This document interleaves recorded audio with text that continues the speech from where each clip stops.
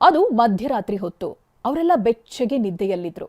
ಆದರೆ ಅದೇ ಹೊತ್ತಲ್ಲಿ ಅಲ್ಲಿ ಬೆಂಕಿ ಧಗಧಗಿಸಿದೆ. 10 ಮನೆಗಳು ಬೆಂಕಿ ಜ್ವಾಲೆಯಿಂದ ಹಾನಿಗೆ ತುತ್ತಾಗಿವೆ. ಬೈಕ್ಗಳು ಕೂಡ ಸುಟ್ಟು ಕರಕಲಾಗಿವೆ. ಜನರ ಗೋಳು ಹೇಳತೀರದಾಗಿದೆ.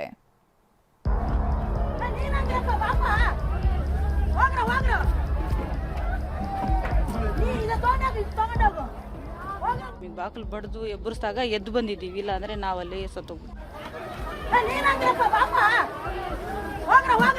ಬಾಗಿಲುಗಳು ಗೇಟ್ಗಳು ಅವೆಲ್ಲ ಸುಟ್ಟೋಗ್ಬಿಟ್ಟಿದ್ದಾವೆ. 2 ಗಾಡಿ ಸುಟ್ಟೋಗ್ಬಿಟ್ಟಿದ್ದಾವೆ.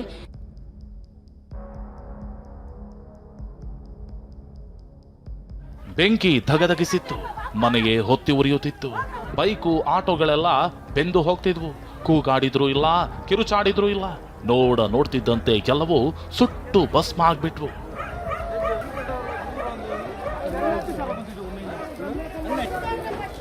ಮೈ ಕೊರೆಯುವಂತಹ ಚಳಿಯಲ್ಲಿ ಅದು ಹೇಗೆ ಬೆಂಕಿ ಹೊತ್ತಿತ್ತು. ಥಂಡಿ ಗಾಳಿ ನಡುವೆ ಅದು ಹೇಗೆ ಅಗ್ನಿ ವ್ಯಾಪಿಸಿತೋ ಏನೋ. ಕ್ರಿಮಿಗಳು ಎಸೆದ ಕಿಡಿಯೋ, ಆಕಸ್ಮಿಕವಾಗಿ ಹೊತ್ತಿದ ಬೆಂಕಿಯೋ ಗೊತ್ತಿಲ್ಲ. ನಂದಿನಿ ಲೇಔಟ್ನ ಕೂಲಿ ನಗರದಲ್ಲಿ ಮುಂಜಾನೆ 2:30 ಹೊತ್ತಲ್ಲಿ ಬೆಂಕಿ ಧಗಧಗಿಸಿದೆ. ಮನೆಗಳ ಮೇಲೆ ಇರಿಸಿದ್ದ ಸ್ಪಾಂಜ್ ಮೂಟೆಗಳೆಲ್ಲ ಹೊತ್ತಿ ಉರಿದಿದ್ದು ಸುಮಾರು 15 ಮನೆಗಳಿಗೆ ಹಾನಿಯಾಗಿದೆ. 7-8 ಬೈಕ್, ಟಾಟಾ ಏಸ್ ವಾಹನವೊಂದು ಸುಟ್ಟು ಹೋಗಿದೆ.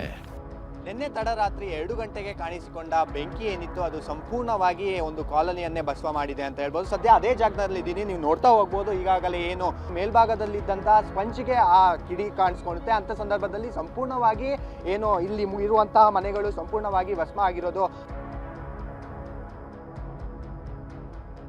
ಸುದ್ದಿ ತಿಳಿದ ತಕ್ಷಣ ಅಗ್ನಿಶಾಮಕ ದಳ ಸಿಬ್ಬಂದಿ ಸ್ಥಳಕ್ಕೆ ಬಂದು ಬೆಂಕಿ ನಂದಿಸಿದ್ದಾರೆ.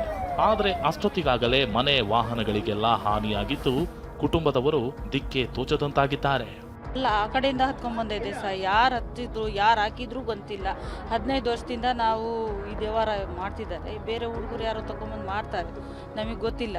ಅದೇ ಅನಿವಾರ್ಯ ಏನಾಯ್ತಂತ ಗೊತ್ತಿಲ್ಲ. ನಾವು ಮಲ್ಕೊಂಡಿದ್ವಿ. ಆಮೇಲೆ ಯಾರೋ ಬಂದು ನಮಗೆ ಬಾಗಿಲು ಬಡ್ದು ಎಬ್ಬರಿಸಿದಾಗ ಎದ್ದು ಬಂದಿದ್ದೀವಿ, ಇಲ್ಲ ಅಂದರೆ ನಾವಲ್ಲಿ ಸತ್ತು. 2 ಮಕ್ಕಳು, ನಾವು ಗಂಡ ಹೆಂಡತಿ ಇಬ್ಬರು ಅಲ್ಲಿ ಒಳಗಡೆ ಸತ್ತು. ನಮ್ಮದು ಮನೆಯಲ್ಲೆಲ್ಲ ಬೆಂಕಿ ಆಗೈತೆ. ರೇಷನ್ಗಳೆಲ್ಲ ನೀರಿಂದ ಎಲ್ಲ ರೇಷನ್ನೆಲ್ಲ ನೆಂದೋಗ್ಬಿಟ್ಟೈತೆ. ಮತ್ತು ಬಾಗಿಲುಗಳು ಗೇಟ್ಗಳು ಅವೆಲ್ಲ ಸುಟ್ಟೋಗ್ಬಿಟ್ಟಿದ್ದಾವೆ. 2 ಗಾಡಿ ಸುಟ್ಟೋಗ್ಬಿಟ್ಟಿದ್ದಾವೆ. ಬೆಂಕಿಯಲ್ಲಿ ಎಲ್ಲ ಇದಾಗ್ಬಿಟ್ಟೈತೆ. ನಮಗೇನು ಮಾಡ್ಬೇಕಂತಲೂ ಗೊತ್ತಾಗ್ತಾ ಇಲ್ಲ. ಕಿಡಿಗೇಡಿಗಳ ಕೃತ್ಯವೋ ವೈಯಕ್ತಿಕ ದ್ವೇಷದಿಂದ ಹಾಕಿದ ಬೆಂಕಿಯೋ ಅಂತ ಪೊಲೀಸರು ಸದ್ಯ ತನಿಖೆ ನಡೆಸುತ್ತಿದ್ದಾರೆ. ಇನ್ನು ಸ್ಥಳಕ್ಕೆ ಶಾಸಕ ಮುನಿರತ್ನ, ಕಾಂಗ್ರೆಸ್ ನಾಯಕಿ ಕುಸುಮಾ ಕೂಡ ಆಗಮಿಸಿ ಪರಿಶೀಲಿಸಿದರು.